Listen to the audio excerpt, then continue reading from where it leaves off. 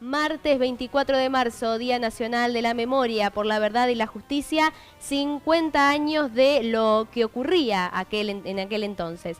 Vamos a hablar de lo sucedido con nuestro invitado, nuevamente visitando los estudios de Next TV. Tenemos el honor de hablar con el profesor de Historia, Luis Sil, siempre tan claro en sus explicaciones. ¿Cómo estás? ¿Cómo estás? Vale. Buenas noches. Bienvenido nuevamente, 50 años, tenemos mucho de qué hablar en esta mini clase de historia, me gustaría decirle. Bueno, pongámosle así, Creo que sí. Bueno, gracias por la invitación. Si te parece, antes de empezar a ahondar en este tema, a hablar de lo sucedido, tenemos un video que nos gustaría que también veas. Bueno, compartamos. Vamos.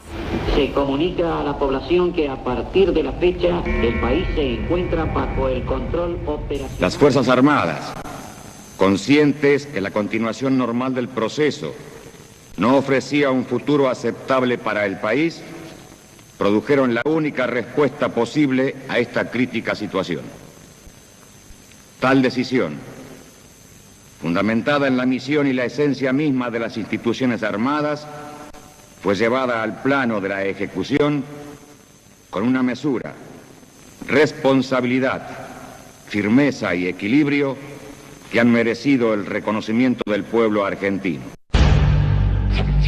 Comunicado número 1 de la Junta de Comandantes Generales. Se comunica a la población que a partir de la fecha el país se encuentra bajo el control operacional de la Junta de Comandantes Generales de las Fuerzas Armadas. Firmado Jorge Rafael Videla, Teniente General, Comandante General del Ejército.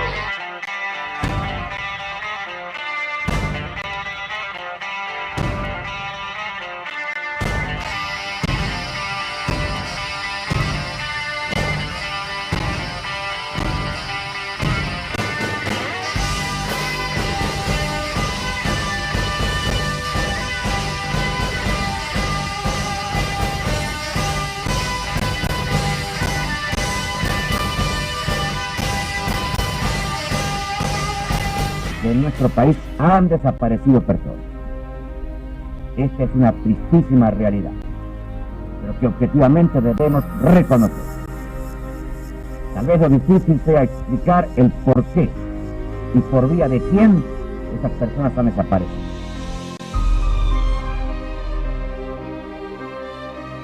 Mi mamá tenía 24 años cuando la agarraron. Yo tenía 9 meses.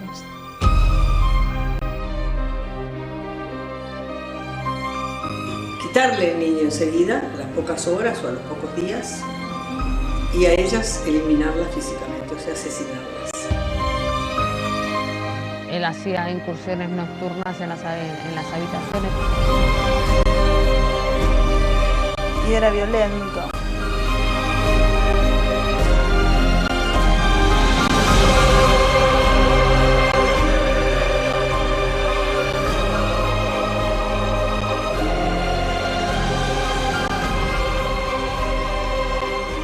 La tortura era fundamentalmente la descarga de corriente eléctrica, ¿no? No era necesario ni fue necesario.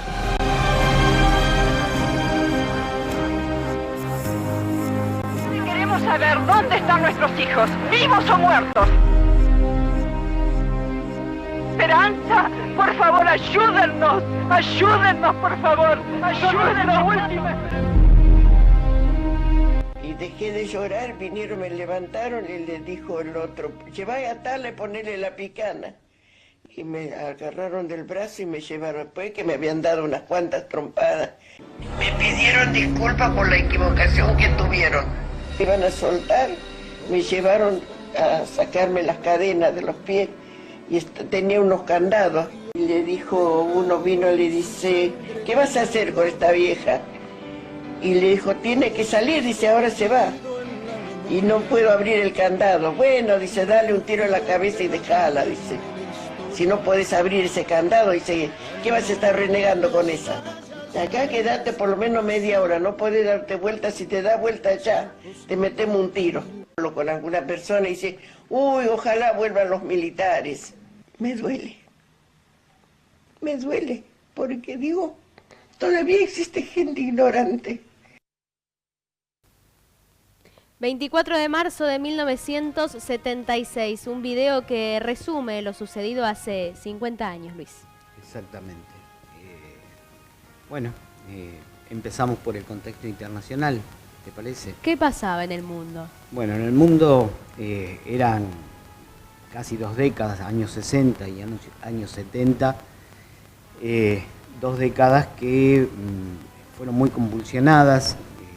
La Guerra Fría por un lado, el enfrentamiento entre las entonces 2 potencias de Estados Unidos y la Unión Soviética, la disputa por el poder, los miles de espías desparramados por el mundo, peleando por cada una de las potencias para hacer inteligencia, para crear desorden y demás.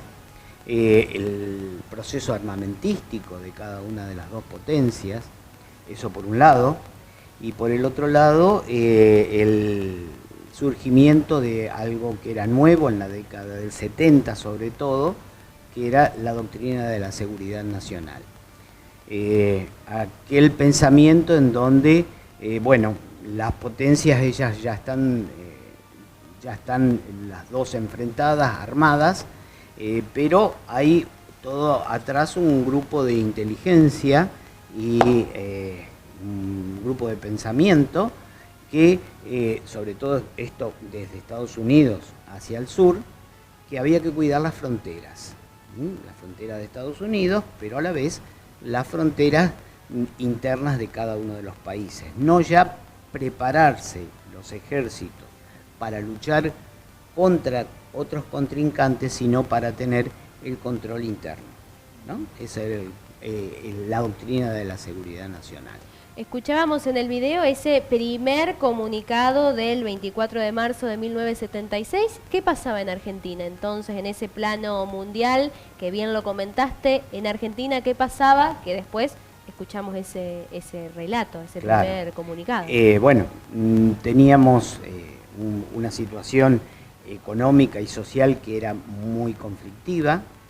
Perón había vuelto en el 73 con el apoyo de un montón de grupos peronistas, pero también de grupos revolucionarios, ¿no?, que lo habían apoyado.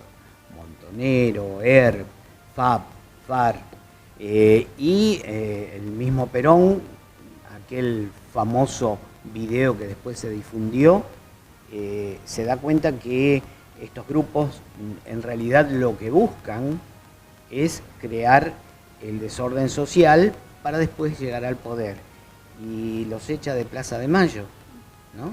Y al echarlos de Plaza de Mayo se convierten en sus enemigos, en los enemigos del gobierno, ¿no?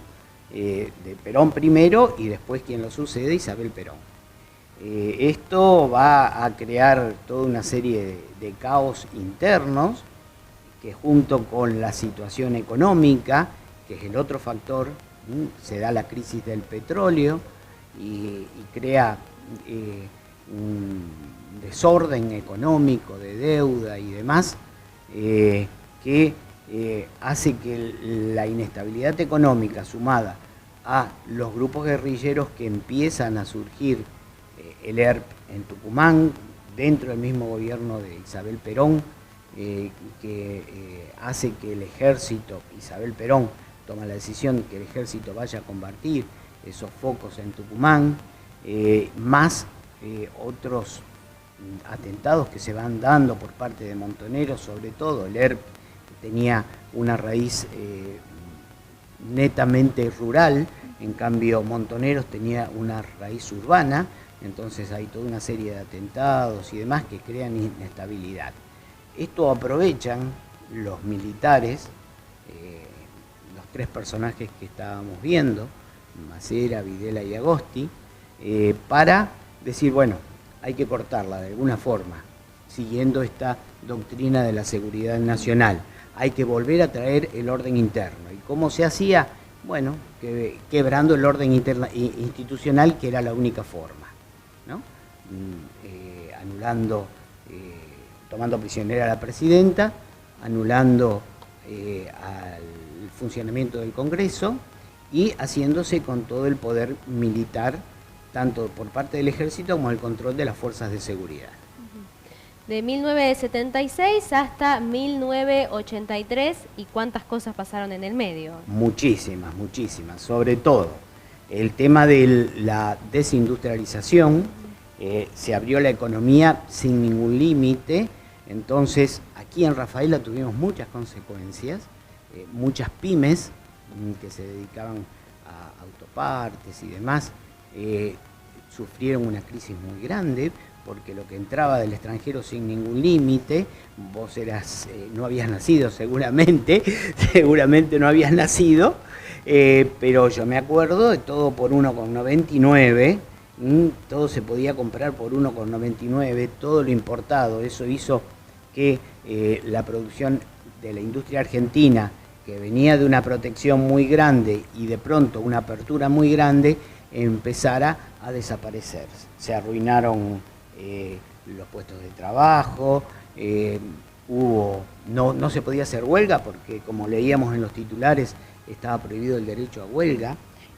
Los sindicatos fueron casi desarticulados, entonces se tomó deuda externa. La deuda externa argentina pasó de 5.000 millones de dólares a 45.000 millones de dólares, para esa época una exageración. Si uno lo mira con las perspectivas de estos tiempos, no es tanto, pero en aquella época era una exageración. Y apareció lo que se conoce y que dio lugar a una película muy famosa, como el tema de la plata dulce, la especulación financiera, ¿sí? La plata convenía más ponerla en el banco que invertirla en producción. Convenía más hacer eso porque los intereses que se pagaban eran muchísimos y tenías la plata dulce. Sin trabajar tenías plata y podías ir a gastar, y los argentinos empezaron a viajar y a viajar. Yo no estaba en esa época, Vos no estabas en esa época. Pero un mensaje para la gente de mi generación, podemos decir, qué importante es hablar y conocer, repasar la historia en estas fechas clave, pero siempre. Y acá, bueno, tu rol como profesor de historia es muy importante. Bueno, y otra de las consecuencias muy fuertes que pegó en lo social, por supuesto, la desaparición de personas, como veíamos, desaparición forzada de personas que veíamos en el documental, la persecución ideológica para aquellos valores que no coincidían con la jefatura de Estado, por ejemplo, si no eran valores occidentales, cristianos y moralmente aceptados, todo lo que no era así estaba perseguido. Entonces se perseguían docentes en las escuelas, los alumnos tenían que ir vestidos con uniforme, pelo corto, cuidando hasta lo último las manifestaciones que hacían dentro de la escuela, con castigos muy severos. Los planes de estudios, por supuesto, fueron todos modificados y todos adaptados para la ideología que el Estado buscaba. No había libertad de cátedra, por supuesto. Bueno, todo el arte, el periodismo, bueno, ni hablemos, no podía dar más que versiones oficiales. El arte solamente era válido aquel que se permitía, censuras en canciones, censuras en radios, censuras en artistas plásticos, en escritores, miles de libros quemados, ¿sí? Porque, bueno, no coincidían con la ideología del Estado. Fue una situación terrible, porque además la población vivía con miedo, mucho miedo. Vos salías a la calle y te encontrabas con que los patrulleros andaban dando vueltas constantemente, y si te paraban y por esas casualidades te había olvidado el documento de identidad, te llevaban a la comisaría y ahí ligabas unos palitos, lo menos. Ya casi en el fin de la dictadura, 1982, Guerra de Malvinas, que hemos hablado en otro momento, pero después, bueno, esto va hasta 1983, que después llega Alfonsín, pero casi al final aparece otro hecho que marcó la historia argentina, la Guerra de Malvinas. Exactamente, la Guerra de Malvinas, que de alguna forma fue el último intento que hizo el gobierno militar para tratar de salvar su prestigio en medio de un caos que se estaba precipitando. Anteriormente había tenido en el 78 el famoso Mundial, en el cual se invirtió muchísimo para distraer a la población. Había tenido también, para la gente de esta época, de mi época, la guerra de Malvinas, la guerra del Canal de Beagle, el intento de enfrentamiento entre Chile y Argentina por las islas del Canal de Beagle en el sur, que se zanja gracias a la participación de Juan Pablo II, que vino a mediar y no se llevó adelante. Y por último, bueno, la guerra de Malvinas, que abre el paso al proceso democrático de Raúl Alfonsín. A 50 años, bueno, hay muchas actividades, actos que van a conmemorar esta fecha. Luis, te cuento, le contamos a toda la audiencia que pasará este martes en Rafaela a partir de las 18 horas. Tendrá lugar el acto oficial, martes 24 de marzo, acto oficial 18 horas en el Complejo Cultural del Viejo Mercado, 18:45 habilitación de la muestra, acciones políticas, denuncia, memoria y resistencia. Además de estas actividades oficiales, 18 horas y 18:45, a partir de las 10 de la mañana habrá una pintada de mural y actividades recreativas en la Plaza de la Memoria. Por la tarde, el acto oficial y 19 horas, concentración y marcha en la Plaza 25 de Mayo. Toda una agenda de actividades que pasará en Rafaela y, por supuesto, en todo el país, Luis. Así es. Bueno, es lindo recordar siempre, aun cuando los hechos no son de lo más agradables, donde marcaron mucha tristeza, mucha desesperación, mucha angustia, y siguen marcándola. Pero es bueno recordar, no lindo, cambio la palabra. Es bueno recordar. Esto es memoria. Muchas gracias, Luis, por la visita y por toda la información y la explicación. Al contrario.